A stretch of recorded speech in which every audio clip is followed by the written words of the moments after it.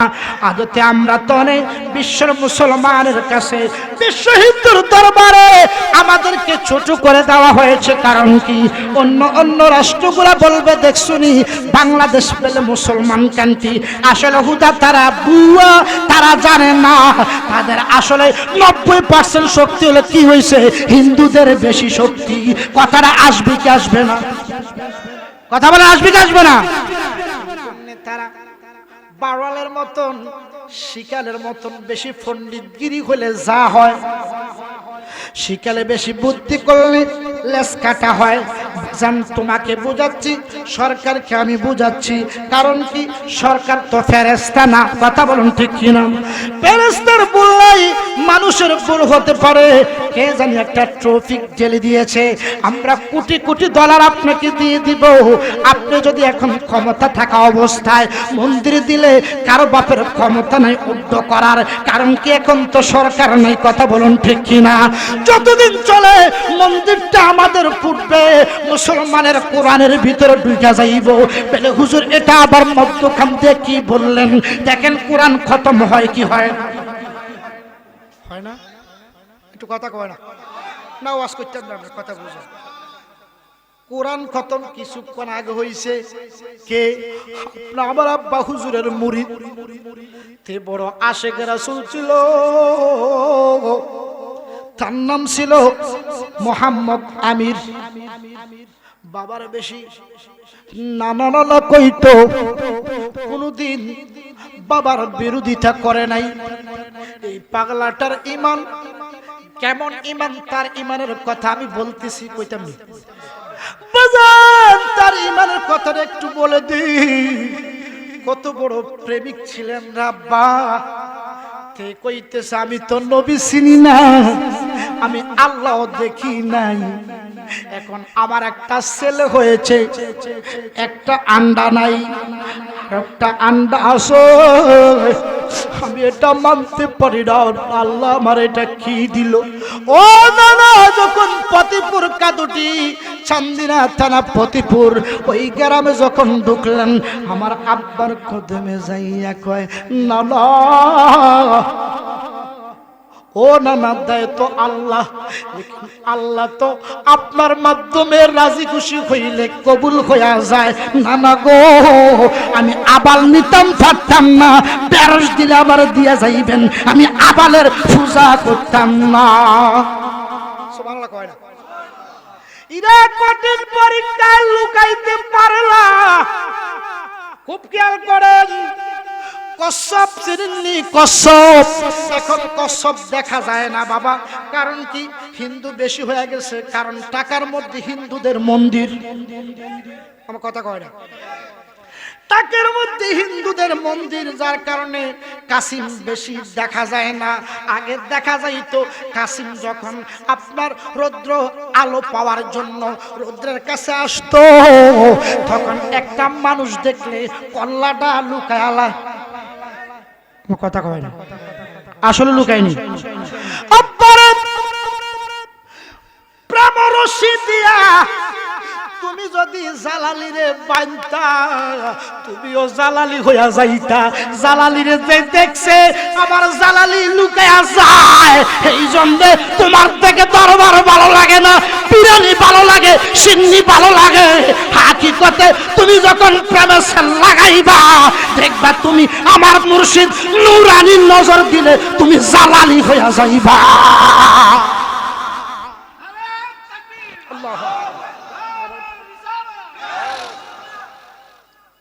নারায়ে গাউসিয়া, আহলে সুন্নাত ওয়াল জামাত, হযরত মাওলানা বেলায়েত হোসেন জালালী সাহেব, জালালিয়া দরবার শরীফ। প্রেমে বলছে মারহাবা কয় না। হয়তো ফুতে জানে না যে আমি পানি খাবো, পানি খাওয়া পর্যন্ত তাকবীর সালাতে বলতে আমরাই করব। কথা বলি, মাফ করবে কে? না জানিয়া ভুল করিলে মাফ করবে কে? আরে না জানিয়া ভুল করিলে মাফ করে আল্লাহ, না জানিয়া ভুল করিলে মাফ কর। কত বক্তার জিহ্বা কাটবে আমি দেখতেছি, কুরআন কত মধু ব্যাখ্যা দে ভুল জিব্বাটা কেটে নিব বর্তমান বক্তাদের তক্তা হুডায় লাইব এত সোজা না বক্তাগিরি। তো কথাটা বলতে চাইছিলাম, প্রেম সে লাগাছে যার অন্তরে, প্রেম সে লাগাছে রে, প্রেম সে লাগাছে যার অন্তরে। কইতাম নি আমি বেশি চিল্লাইতাম, আমি যত চিল্লাই কণ্ঠ তত ভালো। সুবহানাল্লাহ কয় না, আরো জোরে কয় না সুবহানাল্লাহ। এটা আমার ফকরতা না, আমার আল্লাহ পাকের নজরে, আল্লাহ পাকের রহমতে, আমার মুর্শিদ বাবার নেকাই করমে আমি যতই স্কেল টানি ততই ভালো লাগে। সত্য না মিথ্যা? আরো জোরে কয় না সত্য না মিথ্যা? স্লো করতে চাইলে ডাউন হয়ে যায়। আসলে আল্লাহর খেলা বড়, বুঝা বড়, দায় বুঝা বড়। কি প্রেম সালে গেছে যার অন্তরে, প্রেম সালে গেছে রে, প্রেম সালে গেছে যার অন্তরে। ওরে কি দার তৃষ্ণা নাই রে তাহার, কি দার তৃষ্ণা নাই রে তাহার, সদাই তাকে দানের গর্রে। প্রেম সালাই গেছে যার অন্তরে, প্রেম সালাই গেছে রে, প্রেম সালাই গেছে যার অন্তরে। বাজানরে বলতে চাইছিলাম আজকে যে আমিরটা মারা গেল, তে কয় না না আমি জানি আল্লাহর ওলিরা আল্লাহর বন্ধু, এতে কোনো সন্দেহ নাই। না লাগো আমি আবাল ফালতে পারবো না, আবাল ফালতে পারবো না। আমারে হয়তো আপনি ব্যারেজ দেন, আমি আবাল নিতাম না। এখন আসেন এটার কথাতে একটা ট্রফিক বের হয়ে গেছে বর্তমান বাংলাদেশে। আমরা সকলে একবার পড়ি আলহামদুলিল্লাহ, প্রায় জায়গার মধ্যে ব্যারেজ কুরবানি হয়, ঠিক না?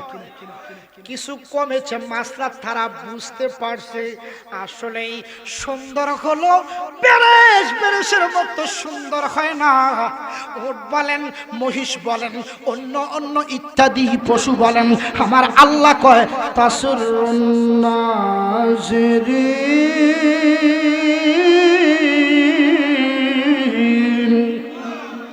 সূরাতুল বাকারা আমার আল্লাহ হযরত আপনার মুসা কালিমুল্লাহকে সৌন্দর্য গাবি দ্বারা আপনার পালন করার জন্য বলতেছে। এই জন্য বাজান যতই গাবি দেখতে কেন প্যারেস একটা দেখলে সুন্দর লাগে, সত্য না মিথ্যা? আর জোরে কন্যাকা সত্য না মিথ্যা? এই জন্য বলছিলাম আবাল কুরবানি কোন রকমই জায়েজ নাই কুরবানির বেলা। যদি আপনি কুরবানি করেন গোশতটা বাবা হারাম না, কারণ কি গরু তো হালাল, গোশত খাওয়া যাবে, সওয়াব হবে না, মুবাহ হবে। লেকিন আমার আল্লাহ কয় বান্দা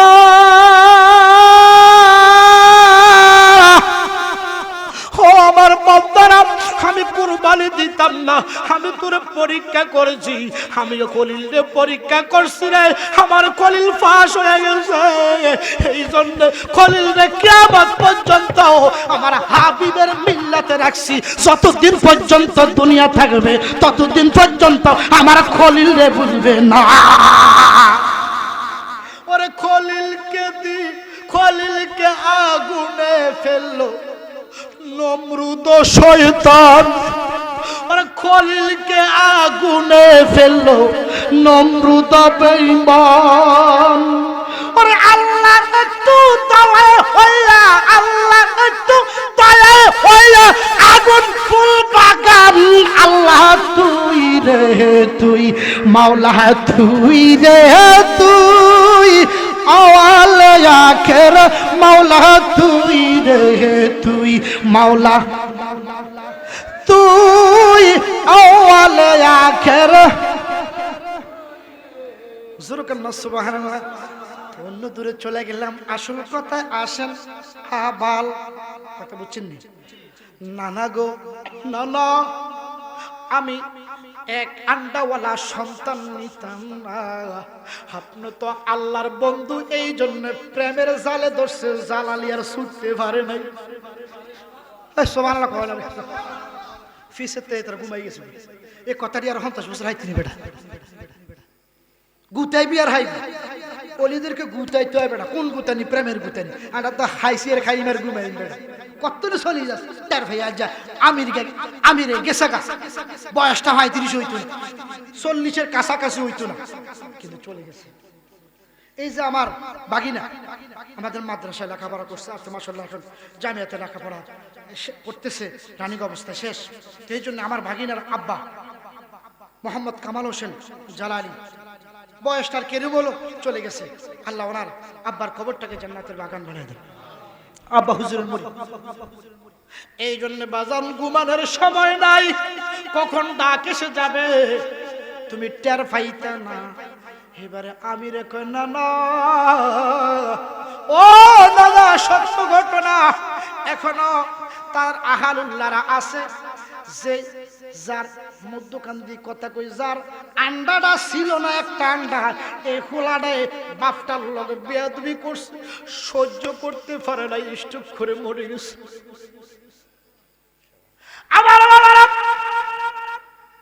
আমি এত কষ্ট করলাম আমার ছেলে আমার অপমানিত করলো এর চেয়ে আর থাকার দরকার নেই আল্লাহ ও জালালি আমার তোমার কাছে লয়া যাও গতকালকে আমি প্রোগ্রাম সেরে গতকালকে আমি কালিয়াপুরে সেলিম পাগলা সিনির নিকে লম্বা চুল একটু মহিলা বাপ দেখেন নাই খাটলা গেরাম বড়ুরা খাটলা গেরাম ওইখানে প্রোগ্রাম শেষ করার পরে আমি কুমিল্লা হয়ে আসলাম আমার ভাইজানকে দেখলাম সুস্থ ভাই আমি কালকে পুরুষ মুবারক হয়তো নাও আসতে পারি কারণ কি কারণ জানি না খেয়ে জানি পিছন থেকে আমার ডাকে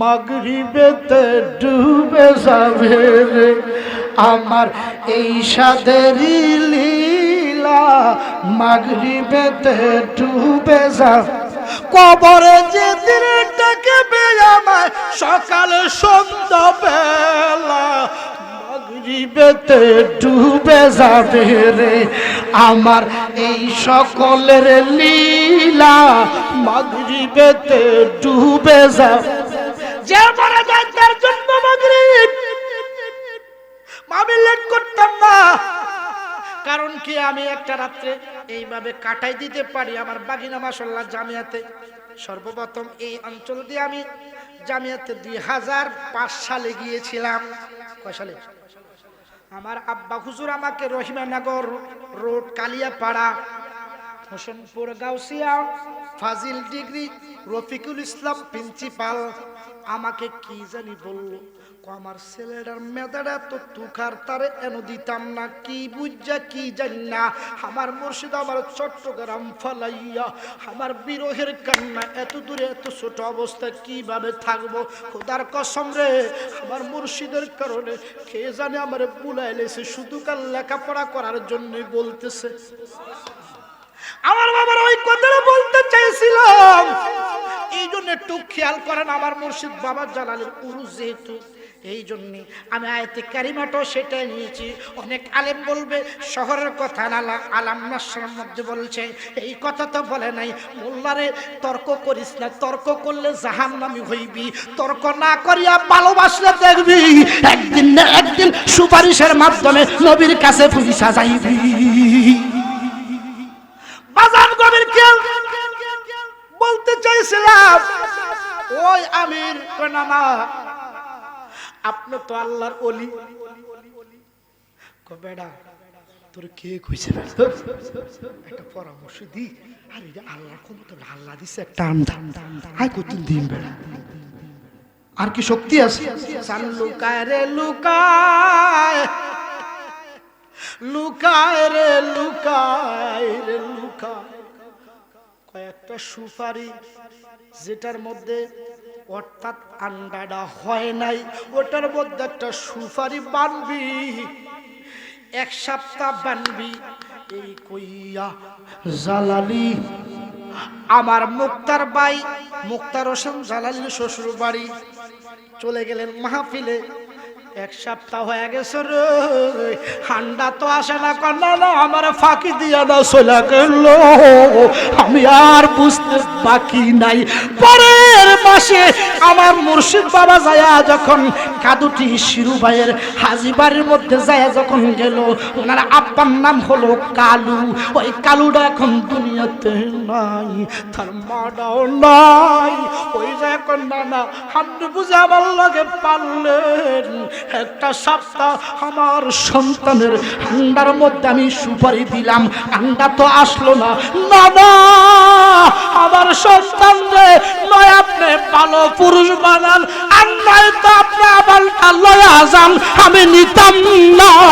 এই কথা বলার দেরি কইরে তুই তো বুঝি তুই বেহাইয়া কাটার মতন লাগিয়া রইছ, তো জ্বালা তো বাসি না। যা যা একটা কাম কর, আজকে রাত্রে তোর সন্তানের আন্ডাটা মিলা যাইবা।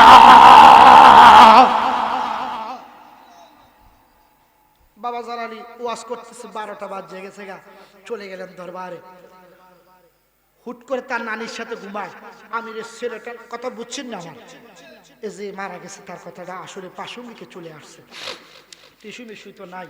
যাক, আসলে আমার 2 দিন ধরে একটু আপনার চোখ ফুটেছে, চোখ ফুটাটা ভালো, ময়লাগুলা বের হয়ে যায় চোখের। আর যেই দেশের অবস্থা, আবহাওয়ার অনুকূলে অনেক অসুখ বিসুখ হতে পারে মানুষের, সুস্থ মানুষ। তো যাই হোক, আপনাদের দোয়ার বরকতে আমার আব্বা হুজুরের নেগায় কেন মোটাটা কিছুটা আপনারা ভালো লাগতেছে চোখগুলো। একটা বেশি একটু গরম পড়লে চোখগুলা জ্বলা হয়। তো যাই হোক, প্রত্যেকটা অঙ্গেই আমাদের প্রয়োজন। একটার একটা যদি সমস্যা হয়ে যায়, মানুষ মানে অলস হয়ে যায়, অকেজো হয়ে যায়। না না, আপনি আমার একটা সপ্তাহ আপনি আমার ঘুরাইলেন, আপনি আমার আন্ডা দিবেন, এটা কইয়া কিতা করলেন। 12টার পরে বাবা জালালি চলে আসছে, রাতে 3টার দিকে দেখতেছে নানির লাগে তো ঘুমায় ছোট বাচ্চাটা, আপনার হঠাৎ করে দাঁড়িয়ে কাল কাল আন্ডা আতা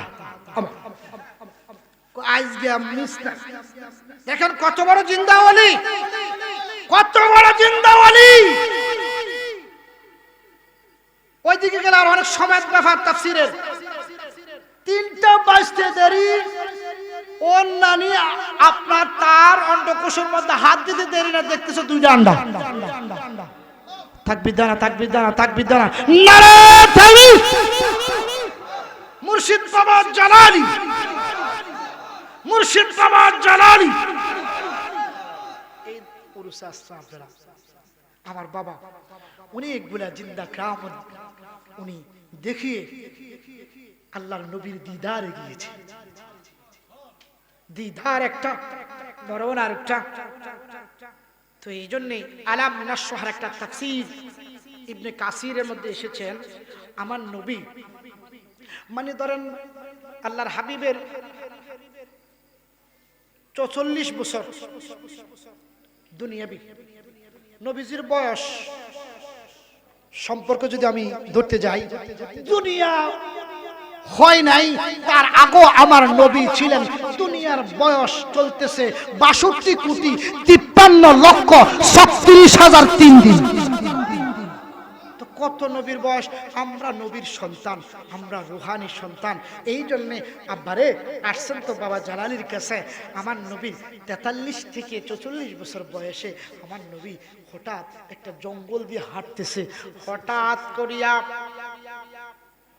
একটা কান্নার আওয়াজ আসতেছে, কে জানি কান্দে। খেয়াল করেন, এটা শুনে নেন, কে জানি কান্দে তরিকতের বাবারা। হঠাৎ একটু দূরে যাইতে দেরি, কান্নার আওয়াজটা বন্ধ হতে দেরি নাই, কে জানি কাঁদলো। নারায়ণ তাকবীর, নারায়ণ ইশারাত। মুয়াজ্জিম হোসেন জালালি সাহেব সকলে কোন মারহাবা, মারহাবা। কি শেষ করে দিতাম, আমার ভাই আসছে মুনাজাত দিবে। আসলে আমি ও অসুস্থ মানুষ, ধরার কথা ছিলাম আমজাদের পরপরই। তা আসলে কমিটি শিডিউল দিবে না। কমিটি দরবারের কমিটি কেন হয়েছে? দরবারের কমিটি হচ্ছে দরবার পরিচালনা করবে, এখানে পরিচালনা করবে স্টেজ কমিটির দায়িত্ব। কথা কয় না। কে আজকে ওয়াজ করবে কয়টা বাজে এটা মানে টাইম নির্ধারণ না, মানে এটাই না ভাই, যদি আসেন একটু আসলে আমরা উপকৃত হব। এটা আদব বেড়া তো না, তুই অলি হইবি বেড়া, প্রত্যেকটা শাহজাদারে অলির উপরে দেখতে হইবে বেড়া, 2 নম্বরই হয়েছে বেড়া, এত সোজা না। আদবে আউলিয়া, ছোট হোক বড় হোক, শাহজাদা শাহজাদা। একটু কথা বলেন না কেন? জবাব বন্ধ হয়ে যাবে। সঠিক কথা বলবেন সব সময়। তো আমার ভাই সৌরভ হোসেন জালাল কিছু ট্রফিক দুনিয়াবি দিছে, তৌহিদি জনতা করে ঠাড়া খাইছে। কথাগুলো যদিও তিতা, এটা বাস্তব কইছি। কেমন ওরা যেদিকে মেঘ ওইদিকে ছাতা ধরে, কিছু তৌহিদি জনতা আছে, এগুলা আসলে তৌহিদি জনতা না, এগুলো তৌহিদি ইবলিস। কথা বলেন ঠিক কি না? আমার বাবারা খেয়াল করো, হঠাৎ করিয়া আলাম নসহায়াকা সদরাত, আমার আল্লাহ কে জিবরাইল তাড়াতাড়ি যাও, আমার বন্ধু যেই দিকে যায় ওই দিকে শহর হয়ে যায়, এটা তো জঙ্গল জঙ্গল জঙ্গল দেখা যাচ্ছে, এটার কারণ কি? হঠাৎ করিয়া জিবরাইল আসিয়া নবীর সালাম দেখুন, নবী গো এই জায়গাটারে আপনি আবাদ করিয়েন না, এই জায়গাটার মধ্যে একটা পাগলা আছে নবী, আপনারা আগমন করবেন না, সেই জায়গা থাকবে না, এই পাগলাটার নাম বলো ওয়াসাল করনি। জোরে কি বলা যাবে না? আল্লাহু আকবার। আমার নবী কদম মুবারক না দিয়া চলে আসলেন, আর ঘোষণা পড়লেন হাকিকতে, ও ওয়াসকরণী আমি তোমার একটা দায়িত্ব দিয়ে দিই, এত পাগল বুঝি তুমি আমার জন্য, এত মোহাব্বত বুঝি তুমি আমার জন্য, যাও আমার ইন্তেকালের পরে আমার আবু বকর সে আমি দায়িত্ব দিত না, আমি উমরকে দিলাম না, উসমানকে দিলাম না, মাওলা আলীকে দিলাম না, যাও যাও যাও আমি তোমার একটা দায়িত্ব দিয়েছি তরিকতের বাবারা, ওই দায়িত্বটা হলো তুমি যখন আল্লাহ দিদারে সেজদা দিয়া দাও, মাথাটা আলোক করো না, আল্লাহ তোমার মাথাটা উঠায়। কত প্রেমিক ছিল, যাও আমার ইন্তেকালের পরে আমার উম্মতের জন্য তুমি সেজদায় পড়িয়া আমার উম্মতরে আমার পরে বাঁচাইয়া রাখবা। এটা একটা ট্রফি। এই জন্য আজকে আসলে চাইছিলাম তাড়াতাড়ি ধরার জন্য, চোখগুলো পানি পড়ছে অজস্র, এটা পড়াই স্বাভাবিক। তো যাই হোক, কমিটির হাতে সব দায়িত্ব কি, কমিটির দরবারে পরিচালনা করবে, কি কি লাগবে, কিন্তু ওয়াজের দিক দিয়ে স্টেজ সাজিয়ে দিবে। আমার ভুল হতে পারে, বড় ওজনের ভুল হতে পারে না, তো সব যদি কমিটি লয়ে যায় আমরা কি করি? দায়িত্ব নেন না মিয়া, তাহলে আমরা আগের দিন পারেন মাসাল আল্লাহ দিবে। তো যাক, স্টেজের ছোট ছোট অনুষ্ঠানগুলোর মধ্যে একজনকে দায়িত্ব দিয়ে দিবে, একজনে পরিচালনা করবে, উনি আসবেন, ওদের কোনো একটা টাইম টেবিলের সীমাবদ্ধ নাই, হুজুরের মানে দয়ালের মর্জি মাফিক আলোচনা করব। তো ওনার কি বিবেক নাই? কি শাহজাদাদের কি বিবেক নাই? একটা স্টেজে একটা বসে রয়েছেন, আমি আর কি বাবা আলোচনা করব? এটাই হচ্ছে মানবতা, এটাই হচ্ছে স্যাক্রিফাইস। এই স্যাক্রিফাইসটা করলেই আমরা আনন্দিত থাকব যতদিন আমাদের আত্মা থাকবে। আপনি মনে করেন যে আপনি সুফি সাহেব হয়ে গিয়েছেন, আপনি 5 ওয়াক্ত নামাজ পড়লে আল্লাহর দিদার হুদ্দা হিন্দি নামাজ পড়তেছে, হিন্দি শুধু টাকা লাগাইতেছে, আসরা আসরা আসরা নামাজ পড়তেছে, নামাজ পড়ে মিশা কথা শুরু হয়ে গেছে। তো আসলে এই নামাজের দিন গাঞ্জাখোর তোর থেকে কোটি কোটি গুণ পালা, কথা বলেন ঠিক কি না? যদি ওটা শরীয়তে সাপোর্ট করে না গাঞ্জাকে, কিন্তু গাঞ্জাটা তো মানুষও বানায় না, বানাইছে ওই গাঞ্জা গাছকে মানুষও বানাইছে, এটা কথা কয় না, আরো জোরে কন, আরো জোরে কন। সত্যাজকে উদ্ঘাটন করবেন ইনশাআল্লাহ। আলোচনা তো আলোচনায়, কথা বলেন ঠিক কিনা? এটা আল্লাহর প্রযুক্তি ক্ষমতা বলে এই গাছটা হয়েছে, কিন্তু শরীয়তে নিষেধ করেছে।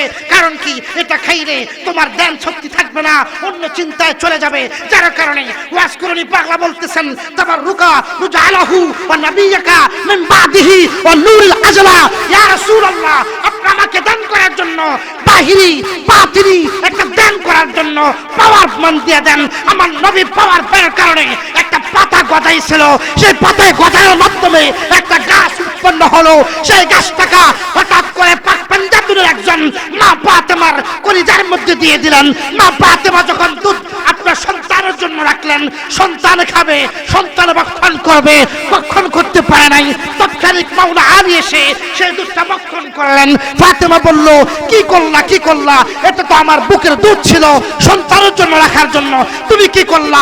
সাথে সাথে মাওলা আলী বমি করে দিলেন। বমি থেকেই সেই গাঞ্জা গাছটা উৎপন্ন হয়েছে। জোরে জোরে কি বলা যাবে? আল্লাহু আকবার। এত সোজা? হ্যাঁ, প্রত্যেকটা গাছের রহস্য রয়েছে। সূরা নাসার একটা সূরা আছে, প্রার্থনা সূরাটার মধ্যে গাছের কিছু কিছু আপনার আলোচনা আসে। আরেকটা সূরা আছে, এটা বেশি বেশি পড়বেন, কণ্ঠ মধু হয়ে যাবে। সুবহানাল্লাহ কয় না, সুবহানাল্লাহ কয় না। কণ্ঠ কি মধু করার জন্য দরকার আছে না নাই? এই সূরাটা বেশি বেশি পড়বেন ফজর নামাজের পর 11 বার, 3 বার, 5 বার। কোন সূরা? সূরাতুদ দুহা।